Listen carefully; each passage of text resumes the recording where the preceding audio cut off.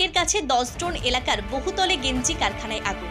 সাত সকালে ভয়াবহ অগ্নিকাণ্ড। চিনার পার্কের কাছে কৈখালী 10 টন এলাকায় একটি বহুতলের চারতলায় আগুন। চারতলায় একটি গেঞ্জি কারখানা ছিল। গেঞ্জি কারখানাতেই ভয়াবহ আগুন লাগে আজ সকালে। ঘটনাস্থলে 4টি ইঞ্জিন পৌঁছে আগুন নিয়ন্ত্রণ আনার চেষ্টা করছে, কিন্তু ঘণ্টাখানেক কেটে গেলেও এখনো পর্যন্ত আগুন নিয়ন্ত্রণে আসেনি বলেই খবর। প্রচুর পরিমাণে দাহ্য পদার্থ মজুদ ছিল বলে দ্রুত ছড়িয়ে পড়ে আগুন। কি থেকে আগুন লেগেছে এখনো পর্যন্ত জানা যায়নি।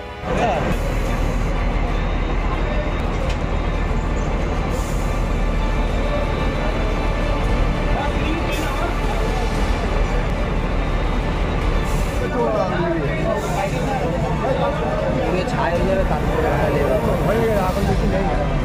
ওই যে ভিডিসি কোম্পানি ক্ষতি হয়ে গেলে ওরা ওদেরকে পাম্পের জল দিয়ে দেবে। তাপমান আসছে না।